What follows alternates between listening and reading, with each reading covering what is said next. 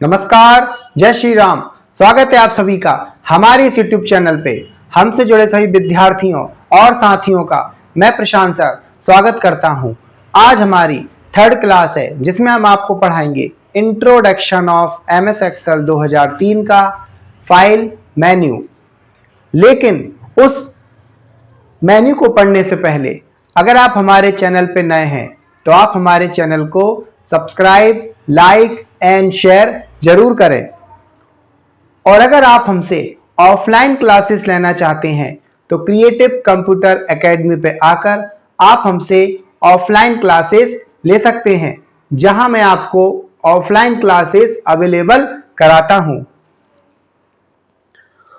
तो जैसे कि हमारे टॉपिक का नाम है फाइल मेन्यू, तो फाइल से रिलेटेड अगर आपको कोई भी काम कराना है तो हम फाइल मेन्यू का यूज करेंगे।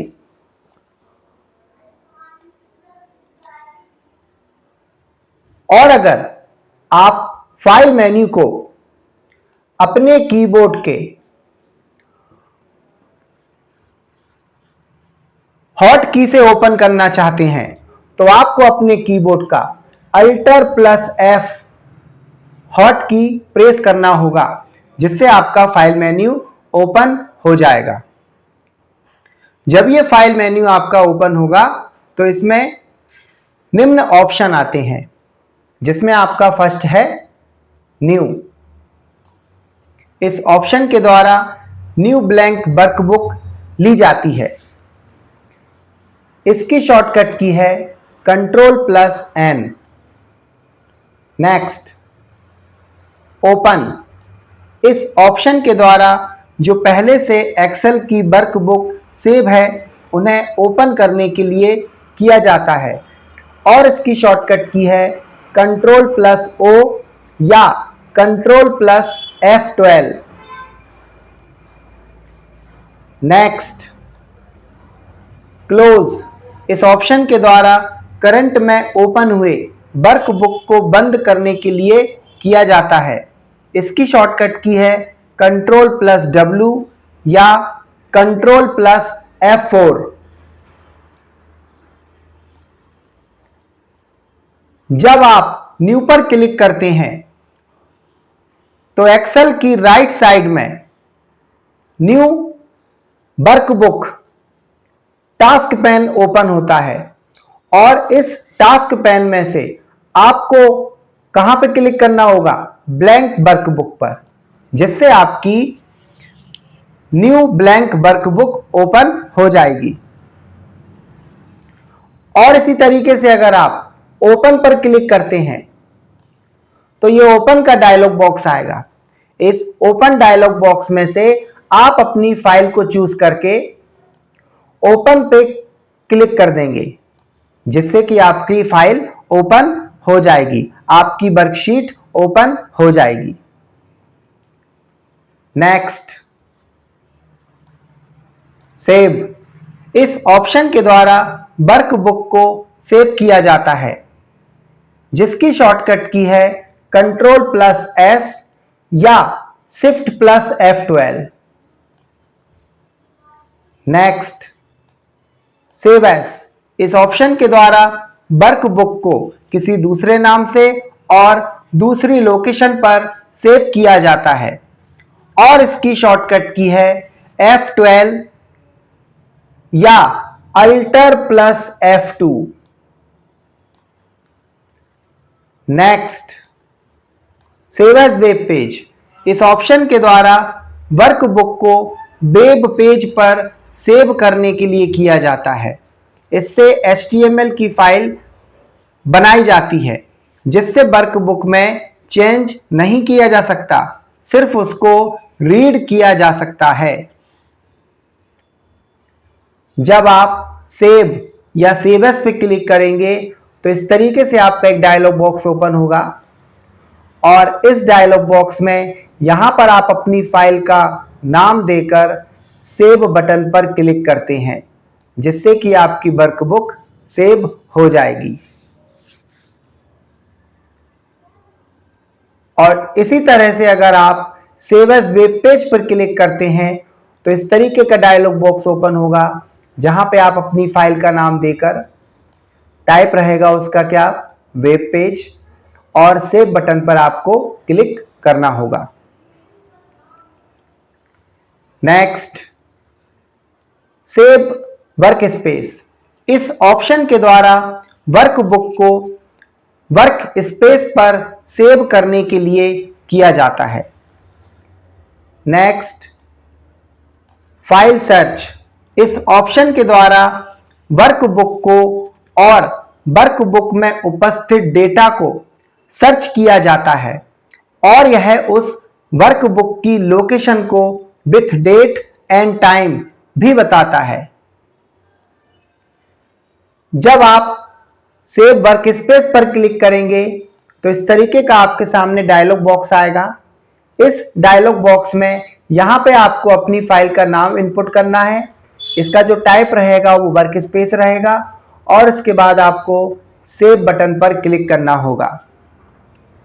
और ठीक उसी प्रकार जब आप फाइल को सर्च करते हैं तो राइट साइड में आपका एक और नया टास्क पैन ओपन होगा, जिसका नाम होगा आपका basic file search.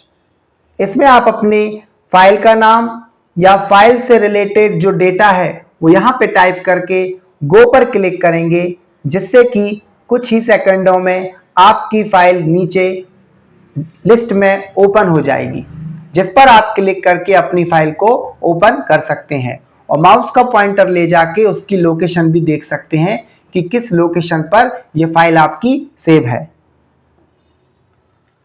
Next, permission. इस ऑप्शन के द्वारा कुछ खास लोगों को वर्कबुक को देखने और उसमें बदलाव करने से संबंधित परमिशन देने के लिए किया जाता है। इसे सिर्फ IRM इंफॉर्मेशन राइट मैनेजमेंट द्वारा दिया जाता है और इसमें निम्न ऑप्शंस आते हैं।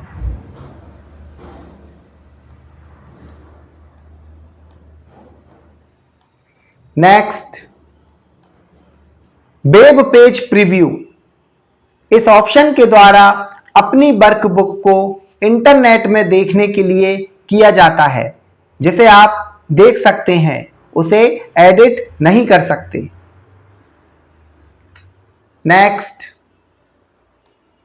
Page setup. इस ऑप्शन के द्वारा वर्कबुक पर page orientation, page scaling, page size, page print quality, margin, header and footer, seat ETC की सेटिंग की जाती है। Print area. अगर आपने अपनी सीट को कंप्लीट बना लिया है और सीट कंप्लीटली प्रिंट आपको नहीं करनी, उसका कुछ पार्ट ही आपको प्रिंट करना है, तब आपको यह ऑप्शन काम आएगा। और इस ऑप्शन में फर्स्ट नंबर पे आपका ऑप्शन होता है सेट प्रिंट एरिया। इस ऑप्शन के द्वारा वर्कशीट के प्रिंट एरिया को सेट किया जाता है। जो डेटा सेट है सिर्फ वही प्रिंट होगा। इसी में सेकंड ऑप्शन होता है क्लियर प्रिंट एरिया। इस ऑप्शन के द्वारा वर्कशीट के प्रिंट एरिया को क्लियर किया जाता है, जो सेट प्रिंट एरिया से सेट किया गया था। जब आप पेज सेटअप पर क्लिक करोगे तो कुछ इस तरीके का डायलॉग बॉक्स आपके सामने ओपन होगा और इसमें हम 4 टैब की सेटिंग करते हैं, जिसमें फर्स्ट टैब होगा आपका क्या, पेज, जिसमें हम पेज का ओरिएंटेशन चेंज कर सकते हैं। पेज का ओरिएंटेशन आपके 2 होते हैं, या तो आप कर सकते हैं पोर्ट्रेट, बाय डिफॉल्ट आपका पोर्ट्रेट होता है, लेकिन अगर आप चाहते हैं उसको लैंडस्केप करना तो आप उसको लैंडस्केप भी कर सकते हैं। इसके बाद आप अपनी स्केलिंग पर भी वर्क कर सकते हैं, जो बाय डिफॉल्ट आपकी 100% होती है एडजस्ट2 में। और इसी तरीके से आप पेपर साइज पर भी वर्क कर सकते हैं, जहां पे आप अपने पेपर, लेटर, लीगल, A4 ले सकते हैं। और प्रिंट क्वालिटी आपकी 300 DPI पर ही सेट होती है। और जो आपके पेज नंबरिंग रहेंगे वो रहेंगे आपके ऑटो। ठीक इसी प्रकार से जब आप इसके सेकंड टैब पर क्लिक करेंगे तो सेकंड टैब आपका ओपन होगा जिसमें कि लिखा होगा मार्जिन। इसमें आप अपनी वर्कशीट का top, bottom, left, right margin set कर सकते हैं। जो बाय डिफॉल्ट टॉप और बॉटम में तो 1 इंच होता है, जबकि लेफ्ट और राइट में 0.75 होता है। इसी तरह से अगर आप अपने वर्कशीट पर कोई हेडर या फुटर को इनपुट करना चाहते हैं तो हेडर फुटर के लिए बाय डिफॉल्ट आपका 0.5 सेट होता है। तो पेज के ऊपर वाले पार्ट को हेडर और पेज के नीचे वाले पार्ट को फुटर कहा जाता है। और हेडर फुटर के लिए जगह कितनी निश्चित होती है? 0.5। ठीक उसी प्रकार से अगर आप अपनी वर्कशीट को पेज के बिल्कुल बीचों बीच प्रिंट करना चाहते हैं, पेज के बिल्कुल बीचों बीच प्रिंट करना चाहते हैं, तो फिर उसके लिए हम किसका यूज करेंगे? Centre on page. और आपको टिक लगाना पड़ेगा हॉरिजेंटल पर भी, आपको टिक लगाना पड़ेगा इसके वर्टिकल पे भी। तो आपकी जो वर्कशीट होगी वो पेज के जस्ट बीचों बीच प्रिंट होगी। ठीक उसी तरह से अगर आप थर्ड नंबर के टैब पर जाएंगे तो वहां पे आपको मिलेगा हेडर एंड फुटर। तो पेज के ऊपर वाले हिस्से को हेडर और पेज के नीचे वाले हिस्से को फुटर कहते हैं। इस हेडर फुटर में पेज नंबर, डेट, टाइम, कोई नाम, कोई मैसेज, कोई फोटो आप इंसर्ट कर सकते हो, जो कि हर पेज पर ऑटोमेटिकली इंसर्ट हो जाती है। तो अगर आप चाहते हैं कि आपको हेडर फुटर इंसर्ट करना है तो कस्टम हेडर पे क्लिक करेंगे और कस्टम फुटर पे क्लिक करेंगे। और अगर आप चाहते हैं कि हमको हेडर फुटर रिमूव करना है तो ड्रॉप डाउन लिस्ट बॉक्स पर क्लिक करके, ड्रॉप डाउन लिस्ट बॉक्स पर क्लिक करके आपको यहां पे नन को सिलेक्ट करना होगा। बाय डिफॉल्ट ये नन ही होता है, स्टार्टिंग में कोई हेडर फुटर आपको दिखाई नहीं देते। हेडर फुटर तो बाद में दिया जाता है, सीट बनने के बाद। ठीक उसी प्रकार जब आप इसके फोर्थ टैब पर क्लिक करेंगे तो आपको यहां मिलेगा सीट। और इसमें आप प्रिंट एरिया को भी सेट कर सकते हो। आपकी वर्कशीट पर कोई टाइटल देना है तो कोई प्रिंट टाइटल दे सकते हो। तो वो टाइटल आपका रिपीट हो सकता है, रो टू रिपीट एट टॉप, यहां पे उसका एड्रेस आएगा जो भी रो आपको रिपीट करना है।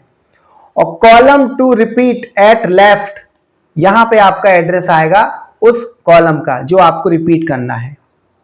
ठीक इसी तरीके से अगर आप प्रिंट पर वर्किंग देखना चाहते हैं तो प्रिंट की वर्किंग भी आप यहां पर शो कर सकते हो। अगर आप चाहते हो कि जो आपकी डेटा सीट बनी है उसमें आपके जो रो और कॉलम्स हैं वो आपको बकायदा दिखाई दें तो ग्रिड लाइंस, वो ग्रिड लाइंस आपको इस पर टिक लगाने से शो हो जाएंगी।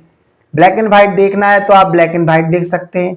डिफॉल्ट क्वालिटी में देखना चाहते हैं तो ड्राफ्ट क्वालिटी में भी आप उसको शो कर सकते हैं। रो और कॉलम की हेडिंग्स आप देखना चाहते हैं तो वो भी आप इस ऑप्शन के द्वारा देख सकते हैं। कोई कमेंट आप शो कराना चाहते हैं तो यहाँ पे कमेंट, और कोई आपकी एरर भी डिस्प्ले कराना चाहते हैं तो एरर भी डिस्प्ले होगी। बाय डिफॉल्ट तो एरर आपकी डिस्प्ले होती ही है।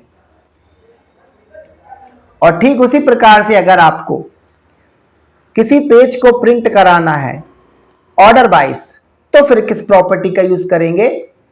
पेज ऑर्डर की।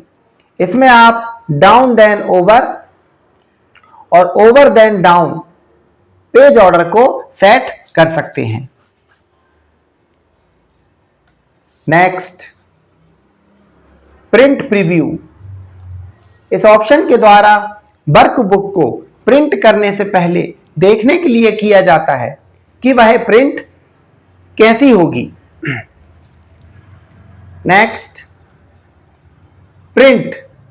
इस ऑप्शन के द्वारा सॉफ्ट कॉपी को हार्ड कॉपी में चेंज किया जाता है और प्रिंट करने से पहले प्रिंटर की सभी सेटिंग्स इसी ऑप्शन से की जाती हैं। और इसकी शॉर्टकट की है Ctrl+P या Ctrl+Shift+F12। जब आप प्रिंट ऑप्शन पर क्लिक करेंगे तो प्रिंट का डायलॉग बॉक्स आपके सामने ओपन होगा।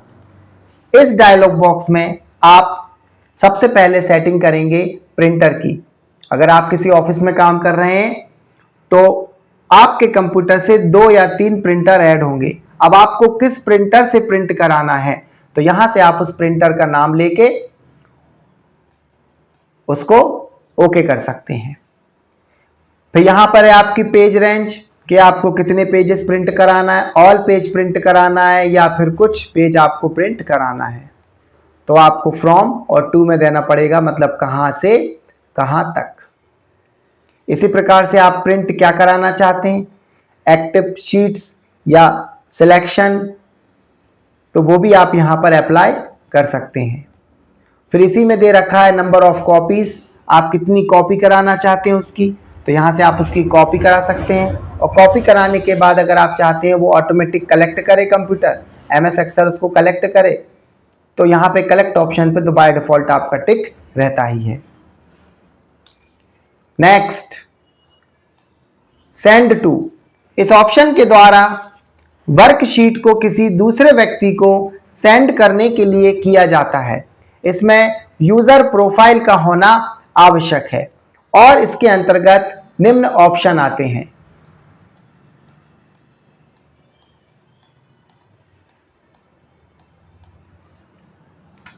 Next, properties. इस ऑप्शन के द्वारा वर्कबुक का नाम, टाइप, लोकेशन, साइज जानने के लिए किया जाता है और उस वर्कबुक को create, modify, access, date and time भी जाना जाता है। Next, recent file. इस ऑप्शन के द्वारा रिसेंट वर्कबुक को ओपन किया जाता है जिसकी संख्या 4 है। Next, exit. इस ऑप्शन के द्वारा MS एक्सेल से बाहर आ जाते हैं जिसकी शॉर्टकट की है Alt+F4। और जब आप प्रॉपर्टी पे क्लिक करेंगे तो कुछ इस तरीके से आपका प्रॉपर्टी का डायलॉग बॉक्स ओपन होगा जिसमें कि आपके फाइल का नाम, उसका टाइप, उसकी लोकेशन, उसकी साइज, उसका एक्सटेंशन नेम, कब बनी, कब उसको एक्सेस किया और कब उसमें चेंजेस किया। तो क्रिएटिंग टाइम, एक्सेस टाइम और मॉडिफिकेशन टाइम, ये तीनों आपको यहां पर शो होते हैं। अगर आप हमसे ऑफलाइन क्लासेस लेना चाहते हैं तो क्रिएटिव कंप्यूटर एकेडमी पे आकर आप हमसे ऑफलाइन क्लासेस ले सकते हैं जहां मैं आपको ऑफलाइन क्लासेस अवेलेबल कराता हूं। और अगर आपने अभी तक हमारे चैनल को सब्सक्राइब नहीं किया है तो आप हमारे चैनल को सब्सक्राइब कर लीजिए। तो आज के लिए बस इतना ही। जय श्री राम।